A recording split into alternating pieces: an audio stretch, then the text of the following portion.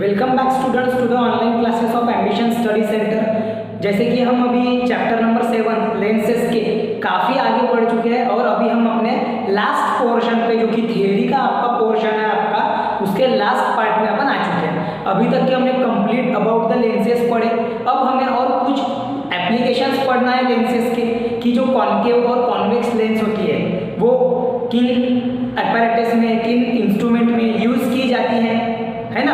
और साथ ही साथ में हमें देखना है कि जो टेलीस्कोप माइक्रोस्कोप इनमें किस तरीके से कॉन्केव और कॉन्वेक्स लेंस का यूज होता है, कॉन्वेक्स लेंस का किस में यूज होता है, कॉन्केव लेंस का कहाँ यूज होता है, ये सारी चीजें हमें आज के क्लास में पूरा डीप में पढ़ना है। ठीक है, तो चलिए शुरुआत करते हैं आज के क्लास की। करते हैं पहले अपना टॉपिक जो बचा हुआ था आपके पेज नंबर 89 पे, जो कि है एपेरेंट साइज ऑफ ऑब्जेक्ट। अब उसके पहले आपने कंप्लीटली जो डिफेक्ट ऑफ विजन होता है उसके बारे में पढ़े। आपने वहां पर देखे कि वो मायोपिया जिसको हमने नियर साइटनेस बोला था, हाइपरमेट्रोपिया जिसको हमने फार साइटनेस बोले थे, साथ ही साथ में प्रिस्बायोपिया जहाँ पे जैसे जैसे एज बढ़ती है वैसे वैसे ओल्ड पीपल्स की जो पास में जो चीज़ें होती है वो देखने की क्षमता उनकी कम हो जाती है, तो उसको बोला था प्रिस्बायोपिया, है ना। वो एक डिफेक्ट है उनमें पाया जाने वाला। साथ ही साथ में किसी किसी को क्या होता है कि हाइपरमेट्रोपिया और साथ ही साथ में जो मायोपिया है मतलब नियर साइटनेस और फार साइटनेस दोनों भी एक साथ रहते हैं। तो वहाँ पर क्या होता है कि हमें जो स्पेक्टेकल्स दिए जाते हैं बना के वहाँ पर दो तरह की लेंस यूज की जाती है, जिसमें एक होती है कॉन्केव लेंस जो कि अपर पार्ट में लगाई जाती है और एक होती है कॉन्वेक्स लेंस जो कि लोअर पार्ट में लगाई जाती है उस स्पेक्टेकल की। तो वहाँ पर क्या हो रहा है कि जो कॉन्केव लेंस है उसका काम होता है डाइवर्जेंस दिखाने का, वो डाइवर्ज कराती है रे ऑफ लाइट को, और जो कॉन्वेक्स लेंस है वो कॉन्वर्ज कराती है। तो दोनों का कॉम्बिनेशन बना के बनाया जाता है बाइफोकल लेंथ। दोनों का कॉम्बिनेशन और उनकी फोकल लेंथ एडजस्ट करके क्या बनाया जाता है, बाइफोकल लेंथ, बाइफोकल लेंस। समझ में आ रहा? तो ये सारी चीजें आप सभी बच्चे पढ़कर आए होंगे ऐसे मैं उम्मीद करता हूँ। और देखो इंपॉर्टेंट है लेकिन एक बार अगर कॉन्सेप्ट समझ में आ गया तो ईजी है। ठीक है, साथ ही साथ में अभी आज हमको पढ़ना है एपेरेंट साइज ऑफ ऑब्जेक्ट। अब एपेरेंट का मीनिंग क्या होता है जनरली? एपेरेंट ये वर्ड जो है ये क्या बताता है? एपेरेंट वर्ड का मीनिंग होता है कि हम बोलेंगे जिसको क्लियरली विजिबल है, कोई भी ऑब्जेक्ट जो क्लियरली विजिबल है, क्लियर मतलब वो हमको अंडरस्टूड है प्रॉपरली, वो हम उसको अंडरस्टैंड कर पा रहे हैं ऑब्वियस, उसको बोला जाता है एपेरेंट। अगर आप जनरल मीनिंग देखोगे एपेरेंट का तो वो होता है क्लियरली विजिबल या फिर ऑब्वियस या फिर अंडरस्टूड, क्लियरली अंडरस्टूड, ऐसा उसको बोला जाता है एपेरेंट। और यहाँ पर हम किसके बारे में पढ़ रहे हैं? एपेरेंट साइज ऑफ ऑब्जेक्ट के बारे में पढ़ रहे हैं, मतलब कि clearly visible size of object. क्योंकि ये जो आपका लेसन है लेंसेज, यहाँ पर आप क्या देख रहे हैं, किसको स्टडी कर रहे हैं? इमेज जो साइज है ऑब्जेक्ट का उसको स्टडी कर रहे हैं। अब ये ह्यूमन आई का जो पार्ट है इसके बेस्ड ऑन ये है। तो देखो यहाँ पर जो apparent size of an object है, मतलब अगर आपने दो ऑब्जेक्ट लिए उसकी अलग अलग पोजीशन है, साइज सेम है, साइज सेम है उन ऑब्जेक्ट का, लेकिन उनकी पोजीशन अलग अलग है, तो वहां पर कौन सा ऑब्जेक्ट है जो हमें क्लियर दिखेगा वो हमें देखना है। ठीक है, तो चलो आते हैं थ्योरी के ऊपर में। देखो क्या बोला है थ्योरी में, क्या बोला? Every object placed in front of your eye subtend an angle with the eye. मतलब कि हर एक ऑब्जेक्ट, क्या बोल रहा है, हर एक ऑब्जेक्ट जो कि प्लेस किया जाता है in front of your eyes, मतलब कि हमारी आंखों के सामने, हर एक ऑब्जेक्ट जो कि एक आंखों के सामने रखा जाता है वो एक एंगल फॉर्म करता है। वो एक क्या फॉर्म करता है? एंगल फॉर्म करता है हमारे आंखों के सामने। समझ में आ रहा? सबटेन का मीनिंग होता है एंगल फॉर्म करना, फॉर्मेशन ऑफ एंगल। ठीक है, subtend and angle with the eye, मतलब जैसा आपको ये डायग्राम की अगर मैं बात करूं तो ये देखो PQ आपका एक ऑब्जेक्ट है और P डैश Q डैश आपका एक ऑब्जेक्ट है, दोनों की पोजीशन अलग अलग है और इन दोनों ऑब्जेक्ट को हम अपने आई के नजरिए से क्या कर रहे हैं, ऑब्जर्व कर रहे हैं, मतलब विद द हेल्प ऑफ आई हम क्या कर रहे हैं, उसको ऑब्जर्व कर रहे हैं। ड्यूरिंग ऑब्जर्वेशन क्या हो रहा है कि उनकी एक पर्टिकुलर हाइट है, मतलब पर्टिकुलर साइज है, तो उस साइज के हिसाब से वो क्या फॉर्म करते हैं, एक एंगल फॉर्म करते हैं अपने आई के ऊपर में। क्या फॉर्म करते हैं? एक एंगल फॉर्म करते हैं। ठीक है, जैसे अगर मैं बात करूंगा ये वाले फिगर की, मैं अगर बात करूंगा ये फिगर की, तो यहाँ पर क्या दिया हुआ है कि जो PQ ये जो है ऑब्जेक्ट इसकी भी हाइट सेम है और P डैश Q डैश की भी हाइट सेम है। तो अब क्या करेगा कि ये जो हमारा I है ये इसको ऑब्जर्व कर रहा है, तो I के कांटेक्ट में ये अगर सपोज पोजीशन है I की, ये अगर आपकी पोजीशन है I की, समझ में आ रहा, ये I की पोजीशन है, तो ये जो P डैश Q डैश है ये भी एक एंगल फॉर्म कर रहा है जिसको हमने नाम दिए बीटा, जिसको हमने नाम दिए बीटा। और PQ क्या है, अल्फा एंगल फॉर्म कर रहा है। PQ क्या कर रहा है, अल्फा एंगल फॉर्म कर रहा है। अब ये अल्फा एंगल इतना सा नहीं है, ये अल्फा एंगल ये ऐसा कंप्लीट है, समझ में आ रहा है। वो जो अल्फा एंगल है ये इतना सा नहीं था, वो पूरा कंप्लीट था with respect to principal axis, हम इसको बोल सकते हैं, विद रिस्पेक्ट टू सरफेस भी बोल सकते हैं इसको, समझ में आ रहा है। वो एंगल फॉर्म करता है, उसको बोले हमने अल्फा, उसको क्या बोले अल्फा। तो जो अल्फा एंगल है वो बड़ा है और बीटा एंगल छोटा है, देखते हैं आगे, ठीक है। आपको पहले समझ गया ना कि अगर हम कोई ऑब्जेक्ट को ऑब्जर्व कर रहे हैं तो वो क्या करता है, विद रिस्पेक्ट टू I एक एंगल फॉर्म करता है। क्या फॉर्म करता है, वो एक एंगल फॉर्म करता है in front of the I, समझ में आ रहा है। फिर द अपैरेंट साइज मतलब clear size of an object depend on the angle subtended by the object with our eye, मतलब कि जो क्लियर विजिबिलिटी है अपने ऑब्जेक्ट की वो किस पर डिपेंड करती है, वो डिपेंड करती है उस एंगल पे, वो डिपेंड करती है उस एंगल पे जो कि फॉर्म किया है उस ऑब्जेक्ट ने आई के साथ में, जो कि फॉर्म किया है उस ऑब्जेक्ट ने इन फ्रंट ऑफ आई, है ना। आंखों के सामने जो एंगल फॉर्म होता है उस ऑब्जेक्ट के कारण, उस ऑब्जेक्ट को अगर हम देख रहे हैं, सपोज आप मान के चलो एक ट्री को देख रहे हो, एक पेड़ को देख रहे हो एकदम ऊपर, एकदम उसकी हाइट पे, तो अब जैसे आपकी जो पोजीशन रहेगी आई की वो टुवर्ड द ट्री रहेगी, मतलब कि एक पर्टिकुलर हाइट पे रहेगी। तो वहां से अगर आप अपने आई के तरफ देखोगे तो एक पर्टिकुलर इमेजिनरी, आप इमेजिन करते हैं वैसे, तो वो एक एंगल फॉर्म होता है वहां पर। क्या फॉर्म होता है, एंगल फॉर्म होता है, और उसी पर से हमें वो साइज जो है उसका वो क्लियर दिखता है, समझ में आ रहा है। हाँ, तो देखो the apparent size of an object depends on the angle subtended by the object with our eye. किस पे डिपेंड करेगा वो, ये जो एंगल सबटेंड होता है, ये जो एंगल बनाया जाता है उस पे डिपेंड करता है, ठीक है। अब ये जो डायग्राम है इसी का एक्सप्लेनेशन मैंने यहाँ पर लिखा है, देखो क्या करना है।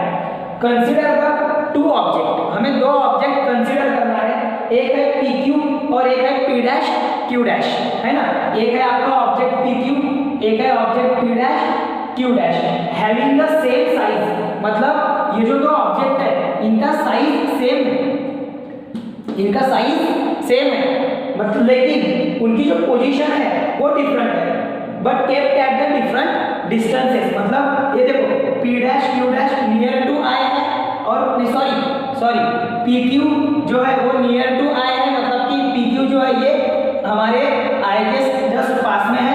वही बात करेंगे P डैश Q डैश की, तो वो अवे फ्रॉम, मतलब थोड़ा ज्यादा डिस्टेंस पे है, समझ में आ रहा है। तो फिर क्या होगा, यहाँ पर ये दोनों भी जो ऑब्जेक्ट है ये एंगल फॉर्म करेंगे विद रिस्पेक्ट टू आई के रिस्पेक्ट में वो क्या फॉर्म करते हैं, एंगल फॉर्म करते हैं। तो क्या होता है, एज द एंगल अल्फा, ये जो एंगल है अल्फा जो एंगल है इसको हमने एक अननोन एंगल है वो अभी हमारे लिए, इसलिए हमने उसको नाम दे दिए अल्फा, ठीक है।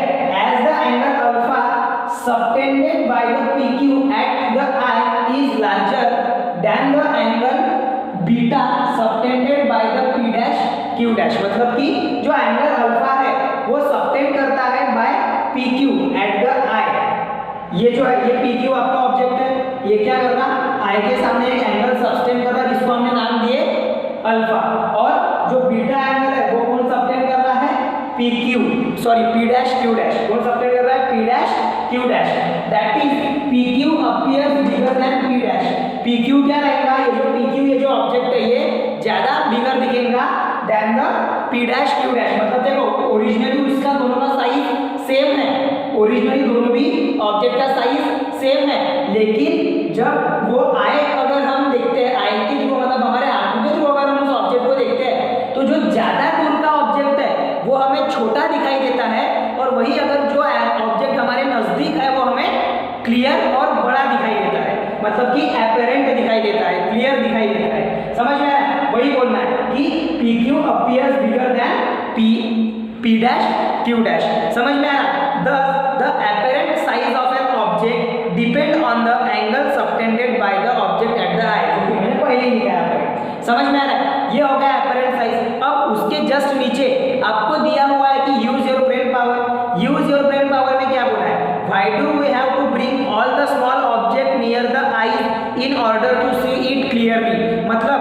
हमें स्मॉल ऑब्जेक्ट को, छोटे छोटे ऑब्जेक्ट्स को, छोटी छोटी चीजों को अपने आंखों के पास में क्यों लाना पड़ता है अगर उसको अगर क्लियरली देखना है तो, क्योंकि उसके पीछे भी वही यही कॉन्सेप्ट है कि जितना ऑब्जेक्ट आई के पास में रहेगा उतना वो ज्यादा एंगल सबटेंड करता है, और उसका जो क्लियर साइज है वो डिपेंड किस पे करता है, जितना वो एंगल सबटेंड करेगा, मतलब जितना वो एंगल फॉर्म करेगा। तो अगर जितना पास में रहेगा ऑब्जेक्ट उतना वो ज्यादा बड़ा एंगल फॉर्म करता है, इसीलिए वहां पर हमें जो छोटे ऑब्जेक्ट है, स्मॉल ऑब्जेक्ट है, उनको नियर द आईज लाना पड़ता है अगर उसको हमें क्लियरली देखना है तो। और सेकंड क्वेश्चन क्या बोल रहा है आपका यूज योर ब्रेन पावर का, कि if we bring an object closer than 25 centimetre from the eye. अब ये 25 सेंटीमीटर फ्रॉम द आई मतलब क्या है, 25 सेंटीमीटर ये नियर पॉइंट है आई के लिए। आपने पढ़े पिछले लेक्चर में, आपने ध्यान में देखे थे कि जो नियर पॉइंट है आई का वो कितना है, 25 सेंटीमीटर, मतलब minimum distance of the object कितना है आपका होना चाहिए, 25 सेंटीमीटर। तो क्या बोल रहा है कि ये क्वेश्चन में क्या बोल रहा है, if we bring an object closer to 25 centimetre from the eye, मतलब कि उसको हमने क्या कर दिया, 25 सेंटीमीटर से भी क्लोजर ला लिया आई के। Why can not we see it clearly even though it subtends a bigger angle at the end. मतलब यहाँ पर हमने जो ऑब्जेक्ट है उसको 25 सेंटीमीटर से भी कम पे ला लिए, मतलब उसकी पोजीशन जो है वो और पास में ला लिए आई के, लेकिन उस समय पर उस दौरान वो क्यों नहीं शो कर पाता, जो है वो ऑब्जेक्ट को क्लियरली क्यों नहीं देख पाता हमारा है। तो उसके पीछे का रीजन है कि जो हमारी मसल सेल्स होती है, जो सिलियरी मसल्स हमने अगर पढ़े थे, वो कहीं ना कहीं पे एडजस्ट नहीं कर पाती है फोकल लेंथ को, और उसके एडजस्ट में क्या होता है कि जो कॉन्वर्जेंस है रे ऑफ लाइट का वो बिहाइंड द रेटिना कॉज होता है। वो कहाँ पर कॉज होता है, वो बिहाइंड द रेटिना, और इस वजह से जो पावर ऑफ अकोमोडेशन है वो कम हो जाता है क्योंकि फोकल लेंथ एडजस्ट नहीं होती। इसीलिए जो एंगल वहां पर बड़ा सबटेंड होने के बावजूद हमें उसका जो साइज है वो प्रॉपरली दिखाई नहीं देता। अगर आपने अगर एक पर्टिकुलर डिस्टेंस से पास में ला लिए तो उस ऑब्जेक्ट को, समझ में आ रहा है, इसीलिए 25 सेंटीमीटर के पास में अगर लाते हो आप कोई ऑब्जेक्ट को तो वहां पर आप उस ऑब्जेक्ट का साइज क्लियरली नहीं देख पाते। क्यों? क्योंकि वो जो है फोकल लेंथ जो है वो उसकी एडजस्ट नहीं कर पाता अपना ह्यूमन आई, और वो कहीं ना कहीं उसकी इमेज जो है वो बिहाइंड द रेटिना फॉर्म होती है, इसीलिए वो हम उसको देख नहीं पाते। समझ में आ रहा है कुछ इस तरीके से। चलो, तो ये हो गए आपके दोनों यूज योर ब्रेन पावर के क्वेश्चंस, ठीक है। उसके बाद में आपको यूजेस ऑफ कॉन्केव लेंस दिया हुआ है लास्ट टॉपिक में, मतलब कि उस पेज नंबर 89 के लास्ट में आपको दिया हुआ है यूजेस ऑफ कॉन्केव लेंस। मैंने उसके की पॉइंट लिखा था, concave lens use in medical equipments, जितने भी ज्यादातर मेडिकल इक्विपमेंट्स है वहां पर कॉन्केव लेंस का यूज होता है। मेडिकल फील्ड में जो ट्रीटमेंट के लिए यूज किए जाते हैं लेंसेज वगैरह, वहां पर कौन से लेंसेज का यूज किया जाता है, कॉन्केव लेंसेज का। साथ ही साथ में स्कैनर में स्कैनिंग के लिए, जैसा आपका एक्सरे स्कैनिंग हो गया, आफ्टर दैट हम बात करेंगे बहुत सारे स्कैनिंग की जो प्रॉपर्टीज है वो हमने देखी ही है। कंप्यूटर में जो स्कैनर होता है वो भी एक प्रकार से, सीडी प्लेयर्स में भी इन सब में किसका यूज होता है, कॉन्केव लेंस का। और ये this instrument use laser light, और ये सारे instrument like medical equipment, scanner, CD, ये सब क्या रहते हैं, लेजर लाइट। सीडी का आपको पता है ना फुल फॉर्म, कॉम्पैक्ट डिस्क, ठीक है। ये जो है सीडी प्लेयर वगैरह ये सब इंस्ट्रूमेंट क्या यूज करते हैं, लेजर लाइट। कौन से टाइप का लाइट यूज करते हैं, ये लेजर बीम जो है उसका यूज करते हैं। For proper working of this equipment concave lens are working. तो वो जो लेजर बीम, जो लेजर रे ऑफ लाइट जो इंसिडेंट होंगी किसी लेंस पे, तो वो होती है कॉन्केव लेंस पे। उसमें किसका यूज किया जाता है, कॉन्केव लेंस का। समझ में आ रहा है, मतलब कि वो डाइवर्ज कराने का काम करेंगे, किसे, लेजर बीम को। समझ में आ रहा है। उसके बाद में सेकंड जो आपका यूज है वो है पीप होल इन द डोर। अब ये पीप होल का मीनिंग क्या है, आपने बहुत से घरों में देखे होंगे कि जो दरवाजा होता है उसमें एक छोटा सा होल रहता है और वहां पर एक कांच टाइप लगा हुआ रहता है। तो वो एक्चुअली में कांच एक्चुअली क्या है, वो है आपका लेंस, कॉन्केव लेंस। अब उससे क्या होता कि वो रहता तो छोटा सा ही, लेकिन अगर हम उसमें से झांक के देखते उस पीक होल में से अगर हम झांक के देखते हैं तो हमको बाहर का पूरा एरिया वाइड दिखाई देता है। वाइड का मीनिंग फैला हुआ, बड़ा दिखाई देता है। समझ में आ रहा है? तो उसमें भी कौन सी लेंस यूज होती है? वहां पे भी कॉन्केव लेंस का ही यूज किया जाता है। वहां पर भी किसका यूज किया जाता है? कॉन्केव लेंस का ही यूज किया जाता है। समझ में आ रहा है? देखो फिर this is one more use of concave lens. उसके बाद में स्पेक्टाकल्स। अब आपने डिफेक्ट में पढ़े थे कि जब नियर साइटनेस था, जब किसी पीपल को अगर नियर साइटनेस होता है तो वहां पर उस डिफेक्ट को कम कराने के लिए कौन से लेंस का यूज किया जा रहा था? कॉन्केव लेंस का, जो कि उस रे ऑफ लाइट को क्या कर रही थी? डाइवर्ज करा रही थी। क्या कर रही थी? पहले डाइवर्ज, और फिर डाइवर्ज कराने के साथ साथ फिर वो क्या हो रहा था?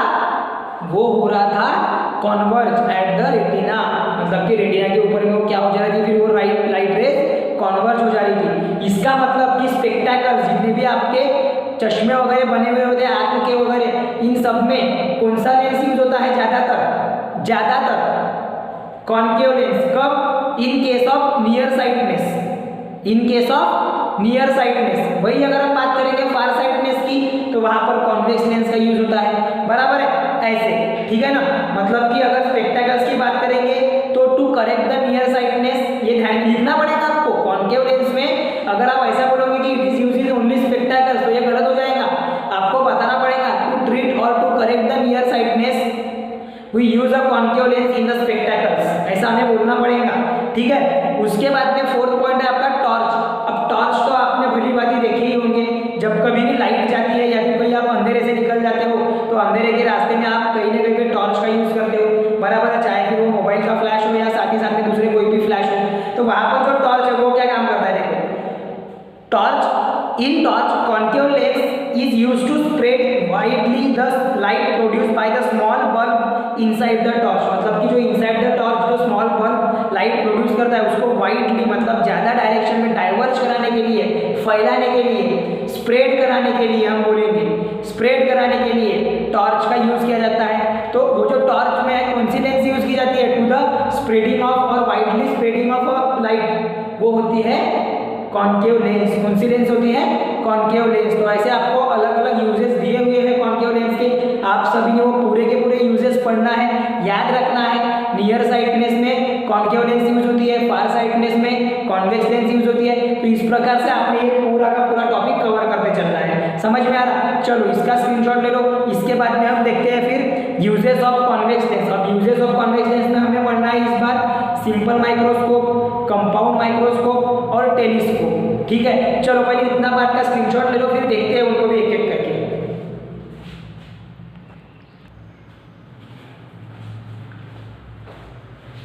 तो अभी जस्ट इसके पहले हमने देखे कि कॉन्केव लेंस का क्या यूज होता है। अभी हम देखने वाले हैं कॉन्वेक्स लेंस का यूज। अब कॉन्वेक्स लेंस का यूज ज्यादातर माइक्रोस्कोप, जिसमें compound microscope, simple microscope, magnifying lens है ना, उसके बाद में कैमरा, आफ्टर द टेलीस्कोप, इन सब में होता है। तो एक एक करके अपने को यहाँ पर एप्लीकेशन दिए हुए हैं, लाइक सिंपल माइक्रोस्कोप का, कंपाउंड माइक्रोस्कोप का, उसके बाद में टेलीस्कोप में आपको यहाँ पर कंस्ट्रक्शन मतलब कि दिया हुआ है और उसका वर्किंग, साथ ही साथ में आपको दिए हुए हैं कुछ optical instrument like cameras, projector, spectrograph, ये सारी चीज़ों के बारे में। ठीक है? तो चलिए देखते हैं अभी एक एक करके पूरे पॉइंट्स। पहले देखते हैं सिंपल माइक्रोस्कोप के बारे में। अब अगर मैं बात करूँगा सिंपल माइक्रोस्कोप की तो उसकी अरेंजमेंट कुछ ऐसी होती है कि अगर हम रे डायग्राम के बारे में अगर बात करेंगे तो अब कॉन्वेक्स लेंस अगर हम देखेंगे सिंपल माइक्रोस्कोप में, जो कॉन्वेक्स लेंस है उसका एक स्मॉल फोकल लेंथ होता है।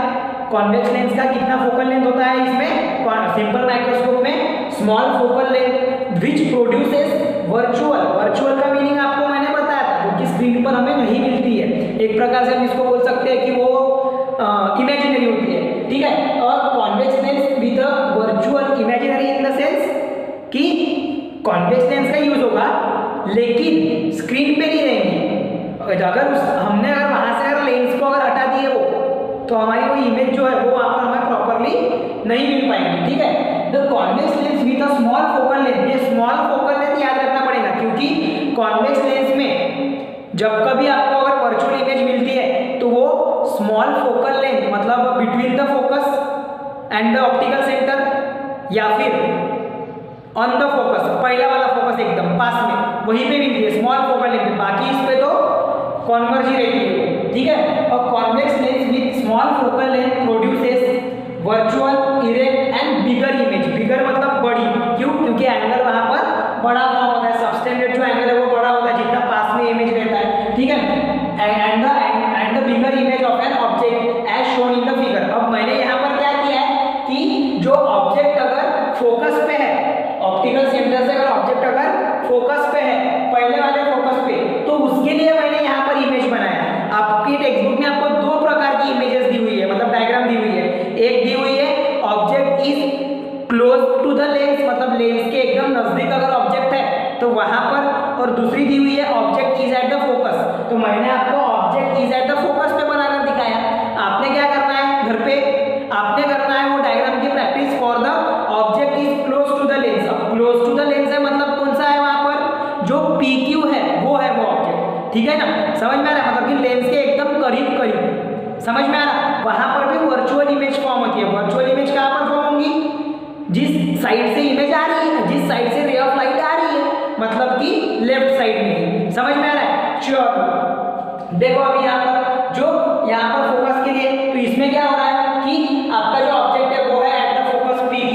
तो PQ से क्या होती है कि एक रे ऑफ लाइट है जो पास हो रही है ऑप्टिकल सेंटर से, वो जा रही है इस डायरेक्शन में। यहाँ पर हम ऑब्जर्व कर रहे हैं, हम यहाँ पर आई पीस की मदद से बोलो या कोई भी आई की मदद से, आप वहाँ पर लेंस की मदद से ऑब्जर्व कर रहे हो। तो क्या हो रहा है यहाँ पे कि जो PQ है, ये PQ से आपकी दो रेज निकल के आ रही है, एक है आपकी P, और यहाँ पर अगर हम नाम दे देते कोई भी, तो ये आ जाएगा R। नाम दे दो, ये देखो PR एक लेंस है जो कि फोकस के दूसरे फोकस के थ्रू जाके इधर में फॉर्म हो रही है रे ऑफ लाइट उसकी, और दूसरी है ऑप्टिकल सेंटर से। ऑप्टिकल सेंटर से सीधी डायरेक्शन में क्या हो रही है, फ्लो हो रही है। तो यहाँ पर क्या रहेगा, इसका जो फोकल लेंथ है ये रहेगी स्मॉल, फोकल लेंथ क्या रहती है, काफी स्मॉल रहता है उसके, और ऑब्जेक्ट कहाँ पर है, यहाँ पे फोकस पे। तो क्या फॉर्म करेगा वो, एक वर्चुअल इरेक्ट और बिगर साइज वाली इमेज फॉर्म करेगा। क्या फॉर्म करेगा वो, वर्चुअल इरेक्ट और बिगर साइज वाली इमेज फॉर्म करता है, ठीक है। और वैसे ही इसको बोला जाता है, उसी लेंस को बोला जाता है सिंपल माइक्रोस्कोप बोला जाता है उसको, या फिर मैग्नीफाइंग लेंस भी उसको बोला जाता है, जो कि मैग्नीफाई करती है इमेज को, जो कि इमेज को मैग्नीफाई मतलब कि ऑब्जेक्ट को मैग्नीफाई करती है। अगर कोई ऑब्जेक्ट का साइज अगर स्मॉल है, अगर कोई ऑब्जेक्ट का साइज अगर स्मॉल है, तो अगर हम वहां पर सिंपल माइक्रोस्कोप या फिर उसी को मैग्नीफाइंग लेंस बोल रहे हैं उसका अगर यूज करते हैं, सो हमको वो ऑब्जेक्ट उसके 20 गुना ज्यादा बड़ा दिखता है। समझ में आ रहा है, देखो one can get the 20 times larger image of an object using such a microscope. समझ में आ रहा है क्या अभी, कि जो साइज होता है ऑब्जेक्ट का, जो काफी स्मॉल होते हैं, जैसे कि हम बात करेंगे यहाँ पर छोटे छोटे, मतलब जैसे पार्टिकल्स हो गए, उनके स्मॉल पार्टिकल्स है ना, उनको अगर हम सिंपल माइक्रोस्कोप में देखते हैं तो वहां पर जो छोटे छोटे ऑब्जेक्ट है उनको हम उनके साइज से, उनके ओरिजिनल साइज से 20 गुना ज्यादा बड़े साइज में देख सकते हैं, लेकिन वो वर्चुअल रहेंगे। अगर वहां से अगर हमने लेंस हटा दिया तो उसका साइज वगैरह वो कुछ वैसे बढ़ता नहीं है, वो बस हमें उस लेंस में, लेंस के थ्रू देखने में वो दिखता है कि जो ऑब्जेक्ट है उसका साइज 20 टाइम्स लार्जर होता है, मतलब जो इमेज फॉर्म होती है इन द सिंपल माइक्रोस्कोप वो 20 टाइम्स लार्जर रहती है by using such a microscope, ठीक है। दीज आर यूज फॉर, इनको सबको यूज कर कहाँ किया जाता है, यूज इनको फॉर द वॉच रिपेयर, जो आपकी वॉच है उनको रिपेयर करने के लिए, टेस्टिंग प्रीशियस जेम, जो प्रीशियस मूल्यवान जेम्स वगैरह है रत्न, उनको वगैरह टेस्ट करने के लिए कि वो असली है या नहीं। After that finding there defect, और इनमें जो जेम्स में कौन से डिफेक्ट होते हैं, क्या क्या उनमें प्रॉब्लम होती है, इन सब में भी किसका यूज होता है, सिंपल माइक्रोस्कोप का या फिर मैग्नीफाइंग लेंस का। समझ में आ रहा है, तो यह है आपका कंप्लीट मैग्नीफाइंग लेंस, मतलब ही सिंपल माइक्रोस्कोप। बहुत ही ईजी है, याद रखो, समझने की कोशिश करो। इसके बाद में हम जब कंपाउंड माइक्रोस्कोप पढ़ेंगे तो कंपाउंड माइक्रोस्कोप एक प्रकार से इंपॉर्टेंट भी है, और इसकी जो रे डायग्राम है ये आपको समझना है। कंपाउंड माइक्रोस्कोप का क्वेश्चन थोड़ा सा चांस बनता है कि वो आएगा, पूछेगा एग्जाम में। एग्जाम पॉइंट ऑफ व्यू तो हमें तैयारी करना ही है ना, इसीलिए उस तरीके से भी सोचो। लेकिन पहले कॉन्सेप्ट पूरा सभी इसका ले लो, उसके बाद में कंपाउंड माइक्रोस्कोप है क्या, चलो इसको थोड़ा और अच्छे से हम प्रिपेयर करते हैं इस तरीके से, ठीक है, इसका स्क्रीनशॉट ले लेते हैं। उसके बाद में आते हैं कंपाउंड माइक्रोस्कोप के ऊपर में।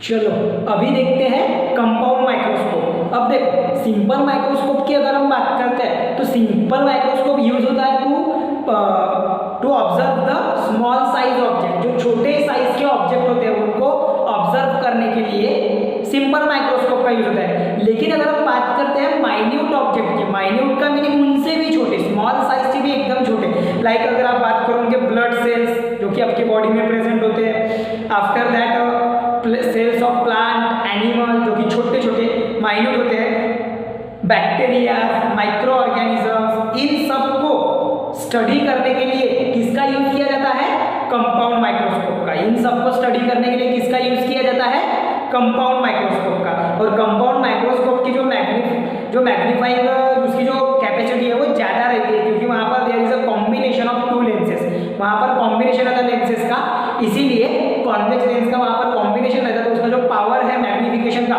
वो बढ़ जाता है। और मैग्निफिकेशन पावर बढ़ गया, मैग्नीफाइंग पावर बढ़ गया कि हम उन ऑब्जेक्ट को, माइन्यूट ऑब्जेक्ट को भी प्रॉपरली बिगर साइज में देख पाते हैं। इसीलिए जो कंपाउंड माइक्रोस्कोप है ये ज़्यादा मैग्नीफाइंग पावर का होता है as compare to simple microscope. अब कंपाउंड माइक्रोस्कोप का जो कंस्ट्रक्शन है और उसका वर्किंग है वो क्या है, सबसे पहली बात तो कंस्ट्रक्शन की अगर हम बात करेंगे तो कंपाउंड माइक्रोस्कोप कंसिस्ट करता है दो लेंसेज को। एक होती है हम बात करेंगे ऑब्जेक्टिव लेंस, मतलब ऐसी लेंस जिसके सामने ऑब्जेक्ट को प्लेस किया जाता है, और एक होती है आई पीस। अब आई पीस जो लेंस है ये आई के सामने, मतलब जहां से हम आंख रख के उस लेंस की मदद से हम ऑब्जर्व करते हैं उस ऑब्जेक्ट को, समझ में आ रहा है, उसके साइज को। तो वो ऐसी दो प्रकार की लेंस हम यूज करते हैं, मतलब कि compound microscope made up of two convex lenses, one is objective and second one is eyepiece, ठीक है। देखो फिर objective has a small cross section area, मतलब कि उसका जो साइज है, ऑब्जेक्टिव लेंस का जो क्रॉस सेक्शन है, क्रॉस सेक्शन मतलब कि क्या, साइज। तो जो ऑब्जेक्टिव लेंस है ये ऑब्जेक्टिव है, ये आई पीस है। तो जो ऑब्जेक्टिव लेंस है इसका जो क्रॉस सेक्शन है वो काफी स्मॉल होता है, काफी छोटा होता है। वही बात करेंगे आई पीस का, तो as compare to objective lens वो बड़ी लेंस रहती है, as compare to objective lens जो आई पीस वाली लेंस रहती है, कॉन्वेक्स लेंस, वो बड़ी रहती है, ठीक है। And smaller focal length. हाँ, और एक चीज, जो इसका अगर ऑब्जेक्टिव लेंस का क्रॉस सेक्शन छोटा है तो इसकी जो फोकल लेंथ है वो भी क्या रहेंगी, स्मॉलर रहेंगी। मैंने वो थोड़ा ज्यादा ही बड़ा बना दिया उसको, वो क्या रहेंगी, स्मॉलर रहेंगी, समझ में आ रहा ऐसे। और वही बात करेंगे हम इस आई पीस की, तो ये आई पीस की जो फोकल लेंथ है ये क्या रहती है, ज्यादा रहती है, बड़ी रहती है as compare to objective lens, समझ में आ रहा। उसके बाद में क्या बोला गया है, the higher magnification can be obtain by combination effect of two lenses. वही मैंने बताया कि अगर हमें कंपाउंड माइक्रोस्कोप में ज्यादा मैग्निफिकेशन चाहिए, हायर मैग्निफिकेशन चाहिए माइन्यूट ऑब्जेक्ट का, तो हमें वहां पर क्या करना पड़ेगा, उस लेंस का पावर बढ़ाना पड़ेगा। और लेंस का पावर कब बढ़ेगा, जब उसका मैग्निफिकेशन बढ़ेगा। मैग्निफिकेशन कब बढ़ता है, जब वहां पर कॉम्बिनेशन ऑफ लेंस बनेगा, बराबर है। मतलब कि एक से ज्यादा लेंस वहां पर क्या होगी, मिक्स्ड होंगी, बनेंगी, वहां पर कंबाइन होंगी, कांटेक्ट में रहेंगे एक दूसरे के कांटेक्ट में रहेंगे। तो ऐसे ही यहाँ पर ऑब्जेक्टिव और जो आईपीस है, ऐसी दो लेंसेज का यहाँ पर कॉम्बिनेशन बनाया जाता है, और उसके मदद से फिर वहाँ पर हायर मैग्निफिकेशन पाया जाता है किसका, ऑब्जेक्ट का, ठीक है। अब देखते हैं अपन वर्किंग, ये हो गया कंस्ट्रक्शन। अब देखते हैं वर्किंग के ऊपर में, बहुत ही सिंपल वर्किंग है। पहले डायग्राम देख लो, फिर उसके बाद में जो थ्योरी दिखाया मैंने वर्किंग में वो भी मैं बताता हूँ, ठीक है। सबसे पहले डायग्राम में आपका जो ऑब्जेक्ट है वो है ये है ऑब्जेक्ट, ये है आपकी ऑब्जेक्टिव लेंस जिसका क्रॉस सेक्शन स्मॉल है, मतलब कि उसका साइज छोटा है, उसकी फोकल लेंथ भी छोटी रहती है। FO जो है, FO ये है focal length of objective lens, और FE जो है ये थोड़ा आपको दिख नहीं रहा होगा क्लियर, ये ऐसा FE, E बहुत ही सबस्क्रिप्ट में है, वहां पे वो ध्यान में रखना। ये जो FE है ये आईपीस वाले लेंस का फोकल लेंथ है। समझ में आ रहा है? ठीक है। अब देखो क्या हो रहा है, सबसे पहले हमने एक ऑब्जेक्ट को प्लेस करे ऑब्जेक्टिव लेंस के सामने। सबसे पहले हम क्या कर रहे हैं, यहाँ पर कंपाउंड माइक्रोस्कोप के लिए अरेंजमेंट कैसा होता है, वर्किंग इसका, एक ऑब्जेक्ट है जो कि ऑब्जेक्टिव लेंस के ऊपर में, ऑब्जेक्टिव लेंस के फ्रंट में प्लेस्ड है। वो क्या होगा, ऑब्जेक्ट से जो रे ऑफ लाइट है वो पास होती है। तो यहाँ पर दो तरीके की रे ऑफ लाइट पास होती है, जैसे आपने रूल्स में पढ़े, अगर एक रे ऑफ लाइट है वो अगर प्रिंसिपल एक्सिस से पास हो रही है तो वो फोकस पे कन्वर्ज होकर क्या होंगी, आगे बढ़ेंगी, और जो रे of light centre, optical centre से पास हो रही है वो उसी डायरेक्शन में आगे बढ़ते जाएंगी। तो क्या हो रहा है कि जब ये दोनों का हमने डायरेक्शन देखी तो वो एक पॉइंट पे कन्वर्ज हो गई, और वो जो पॉइंट था उस पॉइंट पर फॉर्म हुई आपकी इमेज, उस पॉइंट पर आपकी क्या हो गई, इमेज फॉर्म हुई, जिसको हम बोलेंगे ऑब्जेक्टिव इमेज, जिसको हम क्या बोलेंगे, एक प्रकार से ऑब्जेक्टिव इमेज बोल सकते हैं उसको। समझ में आ रहा, समझ में आ रहा, ऑब्जेक्टिव इमेज उसको बोल सकते हैं। ये देखो क्या हो रहा है वर्किंग में, यहाँ से लाइट रेज इंसिडेंट हो रहा है, एक लाइट रे इंसिडेंट हो गई यहाँ पे, ये पॉइंट पे, यहाँ से वो कन्वर्ज होके आगे बढ़ी, दूसरे जो लाइट रे है वो आ गई, ये यहाँ से ऑप्टिकल सेंटर से जाके वो भी फिर से आगे बढ़ गई। तो दोनों भी एक पॉइंट पे इंटरसेक्ट हुई। कौन सी रेज, एक रे थी आपकी ये प्रिंसिपल एक्सिस को पैरेलल थी वो वाली, और एक ऑप्टिकल सेंटर से पास होने वाली, दोनों भी रे क्या हो गई, ये जो आपकी फोकल लेंथ है आईपीस की उसके जस्ट सामने में वो क्या हो गई है, जस्ट सामने में उसके फॉर्म हुई वो इमेज। ये इमेज किसकी है जो फॉर्म हुई, ये ऑब्जेक्टिव लेंस की इमेज है। ये जो इमेज फॉर्म हुई ना, ये जो मैंने रेड लाइन में यहाँ पर शो किया है, यहाँ पे ये जो रेड लाइन में जो मैंने शो किया ये ऑब्जेक्टिव इमेज की, सॉरी ऑब्जेक्टिव लेंस की इमेज है। वो ऑब्जेक्टिव लेंस से जो ऑब्जेक्ट की इमेज फॉर्म हुई वो है वो, ठीक है। उसके बाद में ये जो इमेज है ये रहेंगी रियल और इन्वर्टेड। रियल क्यों, क्योंकि ये कन्वर्ज होकर स्क्रीन पे मिलती है, और सेकंड थिंग इन्वर्टेड क्यों, क्योंकि ऑब्जेक्ट आपका अपवर्ड पे है लेकिन इमेज उसकी डाउनवर्ड पोजीशन में है, इसलिए ये इन्वर्टेड। समझ में आ रहा? देन आफ्टर क्या बोला गया है वहां पर कि सेकंड थिंग वही, ये जो इमेज है, ये इमेज अभी किसके लिए काम, एज अ ऑब्जेक्ट किसके लिए काम करेंगी, ये आईपीस के लिए। मतलब कि जो इमेज फॉर्म हुई यहीं पर हमारा काम खत्म नहीं हुआ। अब ये जो इमेज है ये किसका काम करेंगी, एक ऑब्जेक्ट का काम करेंगी, किसके लिए, जो आईपीस लेंस है, आईपीस लेंस है, जिसको हम यूज कर रहे हैं कंपाउंड माइक्रोस्कोप में। उस आईपीस लेंस के लिए वो किसका काम कर रही है, एज अ एक ऑब्जेक्ट का काम करेंगी। अब ये भी अगर एक ऑब्जेक्ट का काम कर रही है मतलब यहाँ से भी रे ऑफ लाइट पास होंगी। तो यहाँ पर रे ऑफ लाइट देखो कैसे पास हो रही है, एक हो रही है ये, एक हो रही है ये रे ऑफ लाइट, ये रे ऑफ लाइट यहाँ से पास होके वो जा रही है थ्रू द फोकस, और दूसरी रे ऑफ लाइट जा रही है with in the optical centre, ऐसे। और ये जो हमने ड्रॉ करे ये है बैकवर्ड, ये क्या है, बैकवर्ड लाइन, मतलब कि ऐसे जिसको हम शो करते हैं, क्योंकि हमें इमेज फॉर्मेशन चाहिए। अब इधर में जाएंगे तो उसका इमेज का फॉर्मेशन होगा नहीं, वो चला जाएगा इंफिनिटी पॉइंट तक के, लेकिन हमें इमेज नहीं मिलेगी। तो हम क्या कर रहे हैं यहाँ पर, इसको जब बैकवर्ड में ला रहे हैं तो वो जो दोनों रेज है जो रिफ्रैक्ट हो गए, वो दोनों रेज बैकवर्ड में एक पॉइंट पर फोकस होते हैं, और वहां पर फॉर्म होती है वर्चुअल इमेज। मतलब जो आईपीस एक जो इमेज फॉर्म करता है वो कौन सी इमेज फॉर्म करता है, वर्चुअल इमेज। और ये वर्चुअल क्यों है, क्योंकि जो फोकल लेंथ है आईपीस और फोकल लेंथ में जिसके बीच में डिस्टेंस है, जिसके बीच में ऑब्जेक्ट है, मतलब कि कैसा, ये है आपकी एफ की फोकल लेंथ और ये है आपका ऑप्टिकल सेंटर, और आपके ऑब्जेक्ट की पोजीशन क्या है, between the focal length of the eyepiece and the optical centre of the eyepiece. मतलब कि O2 और Fe के बीच में, और इन दोनों के बीच में जब ऑब्जेक्ट की पोजीशन रहती है तो आपकी इमेज वर्चुअल फॉर्म होती है। आपने ये पढ़े थे इन द रे डायग्राम्स कॉन्वेक्स लेंस के लिए इमेज फॉर्मेशन में पढ़े थे, वही हुआ। इसलिए ये बैकवर्ड में यहाँ पर वर्चुअल इमेज फॉर्म करी उन्होंने।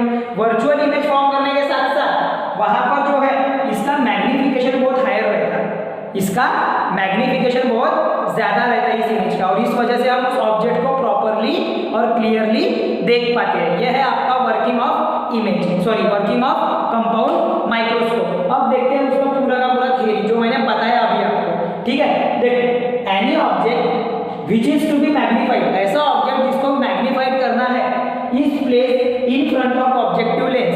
मतलब आपका ये ऑब्जेक्ट है, इसको आपको मैग्नीफाइड करना है, ये जो आपका ऑब्जेक्ट है इसको आपको क्या करना है, मैग्नीफाइड करना है, तो ये बराबर ऑब्जेक्टिव लेंस के सामने रखा हुआ है।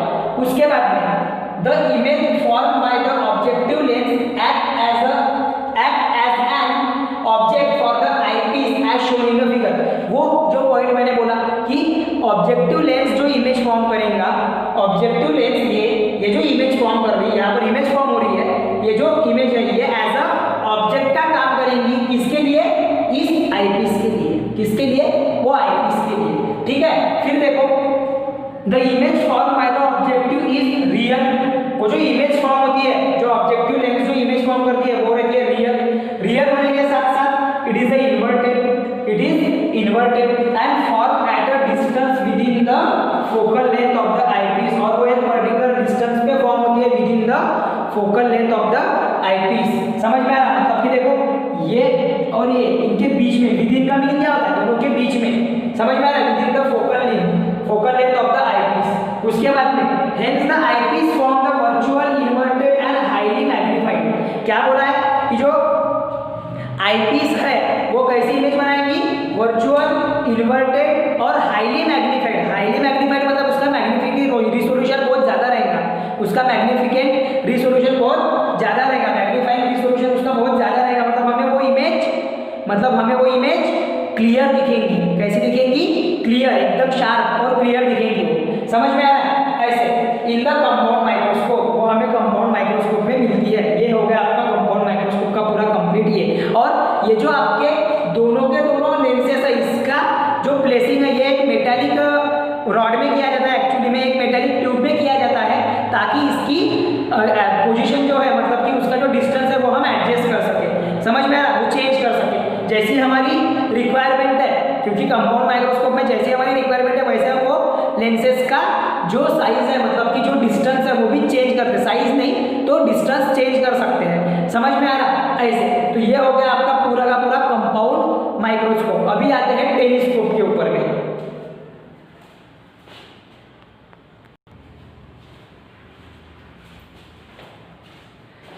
तो चलो आइए अभी देखते हैं हम अबाउट द टेलीस्कोप। अभी तक के हमने देखा अबाउट सिंपल माइक्रोस्कोप, साथ ही साथ में हमने पढ़ लिया कि कंपाउंड माइक्रोस्कोप क्या होता है। अब देखते हैं टेलीस्कोप। टेलीस्कोप के बारे में अगर आपको सबसे पहले जानकारी चाहिए तो आप लोग देखे भी होंगे कि जो दूर डिस्टेंस पे रहने वाले ऑब्जेक्ट है, लाइक अगर हम बात करेंगे प्लैनेट्स की, स्टार्स की, जो हम स्पेस से उनको ऑब्जर्व करते हैं, तो स्पेस में जो ऑब्जेक्ट्स है उनका अगर एक पर्टिकुलर इमेज देखना है, उनकी अगर प्रॉपर अगर हमें साइज वाली इमेज देखना है तो हम किसका यूज करते हैं, टेलीस्कोप का। या फिर ज़्यादातर आप इमेजिन करोगे आपके आंखों से बहुत दूर तक के अगर कोई ऑब्जेक्ट है और उसको अगर आपको अगर नजदीक के रूप में अगर देखना है और बड़े साइज में देखना है तो वहां पर भी आप किसका यूज करते हो। अगर उसको अगर मैग्नीफाइड इमेज अगर उसकी आपको देखना है तो आप किसका यूज करते हो, टेलीस्कोप का। अब टेलीस्कोप के बारे में आपके टेक्स्टबुक में भी थोड़ी सी जानकारी दी हुई है। देखो क्या बोल रहा है telescope. Telescope is used to see the distant object. Distant object का मीनिंग लार्ज डिस्टेंस पर रहने वाले object clearly in their magnified form. Magnified form मतलब कि इनके क्लियर फॉर्म में। The telescope used to observe the astronomical source. वही बोला, एस्ट्रोनॉमिकल सोर्सेस को हम देख सकते हैं, लाइक स्टार,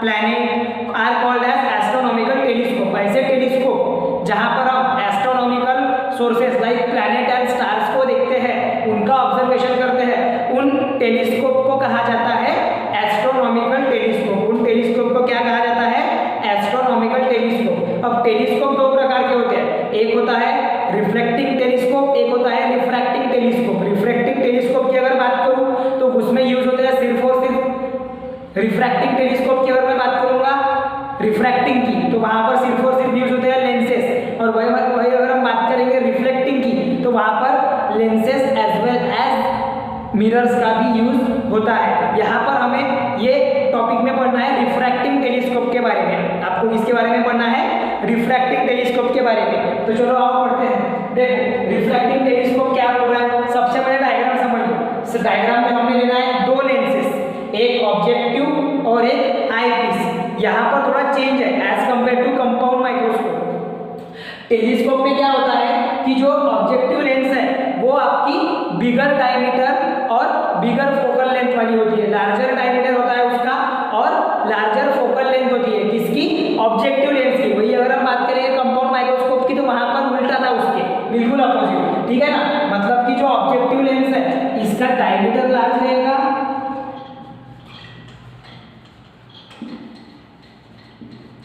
और इसका फोकल लेंथ भी ज्यादा रहेगा।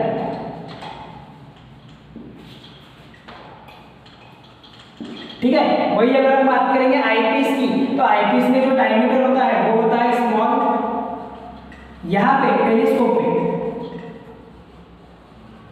और जो आपका फोकल लेंथ होता है वो भी होता है इसका स्मॉल।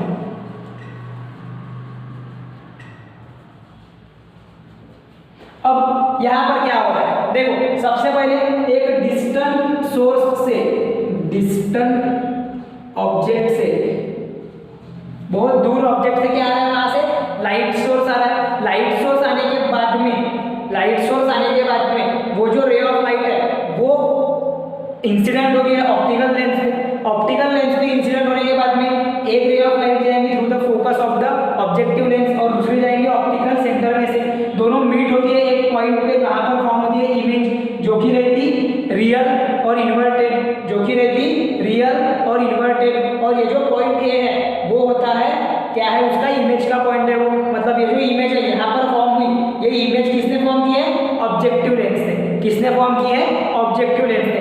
वो क्या हुआ कि ऑब्जेक्टिव लेंस से जो रे ऑफ लाइट आ रहे हैं वो इंसिडेंट होकर वो रिफ्रैक्ट हो रहे हैं। रिफ्रैक्ट होने के साथ साथ वो फोकस हो रहे हैं पॉइंट ए पे। वो किस पे फोकस हो रहे हैं, पॉइंट ए पे। और इसको हमने अगर परपेंडिकुलर ड्रॉ करके ज्वाइन कर दिया प्रिंसिपल एक्सिस को तो ये बन जाएगा एक ऑब्जेक्ट जो कि रहेगा आपका for object for the eyepiece. वो किसका काम करेगा फिर, it is act as a object for the eyepiece.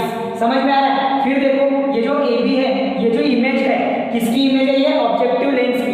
ये होती है रियल और इन्वर्टेड। उसके बाद में उसका काम क्या रहेगा, वो एज अ एक्ट करेंगी ऑब्जेक्ट किसके लिए, आईपीस के लिए। अब आईपीस का जो डायमीटर और जो फोकल लेंथ है वो स्मॉल होती बोले हमने, फिर भी वहां पर भी क्या होगा, फिर से रिफ्रैक्शन होगा। रिफ्रैक्शन होगा तो वहां पर वो दोनों मीट नहीं होंगे, मिलेंगे नहीं। मतलब कि उनको हम बैकवर्ड में जब लाते हैं तो वहां पर फॉर्म होती है एक वर्चुअल इमेज। वर्चुअल इमेज के साथ में वो जो इमेज फॉर्म होती है वो कहां पर होती है, final image at infinity position. कौन से पोजीशन पे इमेज फॉर्म होती है, वहां पे इन्फिनिटी पोजीशन पे। कहां पे, इन्फिनिटी पोजीशन पे। और इन्फिनिटी पोजीशन पे होने का कारण ये है कि beyond f2, beyond focal length, मतलब कि ये जो आपका फोकल लेंथ है किसका, आईपीस का, उसके बियॉन्ड, उसके पीछे में आपकी इमेज है, मतलब ऑब्जेक्ट है। इमेज है मतलब कि यहाँ पर वो ऑब्जेक्ट है। तो ऑब्जेक्ट अगर बियॉन्ड द फोकस रहा तो वहां पर इमेज कहां पर फॉर्म होती थी, एट द इन्फिनिटी। कहां पर फॉर्म होती थी, एट द इन्फिनिटी। इसीलिए जो फाइनल इमेज है वो हमें कहां पर मिलेगी, एट द इन्फिनिटी। जब हम इसको बैकवर्डली रिवर्स करेंगे, समझ में आ रहा है। अगर जनरली अगर उसका रिफ्रैक्शन देखेंगे हम, अगर इस ऑब्जेक्ट से निकलने वाले लाइट रेस का अगर रिफ्लेक्शन देखेंगे तो वो कुछ इस तरीके से जाएगा। लेकिन जो आई है वो जब देखता है तो ये मैंने थोड़ा यहाँ पर अलग कर दिया। ये जो है आई जो है ये यहाँ पर हमको प्लेस करना चाहिए, ठीक है।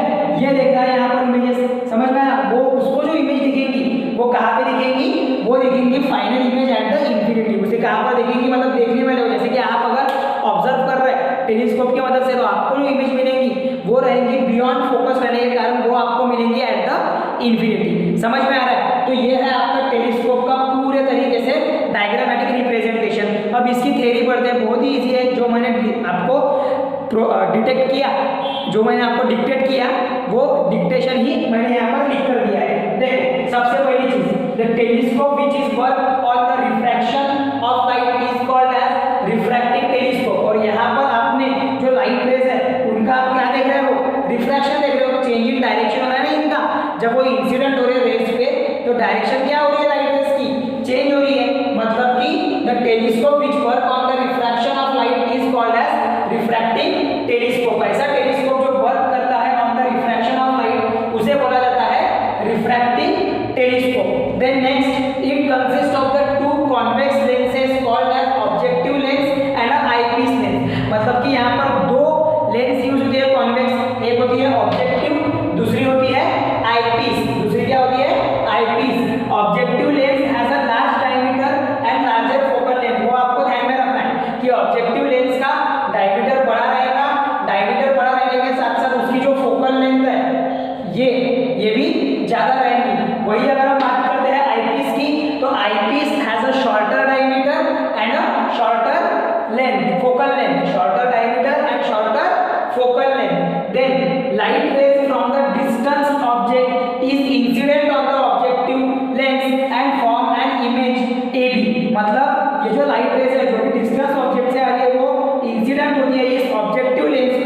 ऑब्जेक्टिव लेंस पे वो इंसिडेंट होती है, लाइक ये हो रही है, और वो फिर कॉन्वर्ज होके यहाँ पर फोकस होती है, और वो फोकस को ही हमने दी थी नेम ए बी, मतलब कि उस इमेज को नाम दे दिया हमने ए बी, ठीक है। फिर this image A B, look this image A B act as an object for the eyepiece, और ये जो इमेज है ए बी ये एज एन ऑब्जेक्ट का काम करेगी, किसके लिए, ये आई पीस के लिए, समझ में आ रहा है, और आई पीस के लिए एज एन ऑब्जेक्ट काम करेगी, तो फिर से यहाँ से निकलने वाली लाइट रेज भी क्या होंगी, रिफ्रैक्ट होंगी, वहां से निकलने वाली लाइट रेज भी क्या होंगी, रिफ्रैक्ट होंगी।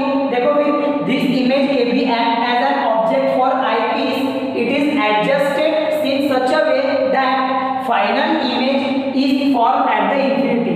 अब इनका रिफ्रैक्शन होता है तो इसको ऐसा एडजस्ट किया जाता है आई पीस को कि जो फाइनल इमेज आपको मिलेंगी उस ऑब्जेक्ट की, दूर के डिस्टेंस वाले ऑब्जेक्ट की, वो मिलेंगी आपको एट द इंफिनिटी, जो दूर डिस्टेंस पे ऑब्जेक्ट है उसकी जो फाइनल इमेज आपको मिलेगी वो रहेगी एट द इंफिनिटी पोजीशन। कौन से पोजीशन पे रहेगी वो, इंफिनिटी पोजीशन, ठीक है। Then to change the magnification eyepiece of the different focal length can be used by keeping the objective lens same।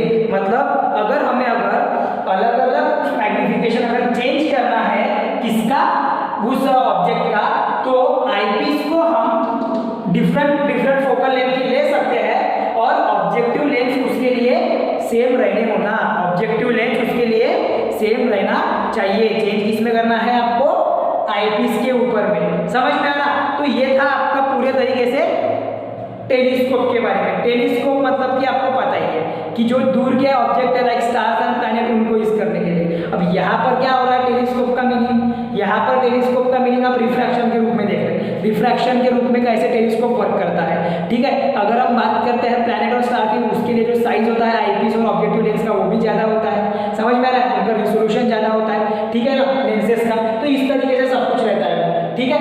यह है आपका टेलीस्कोप का।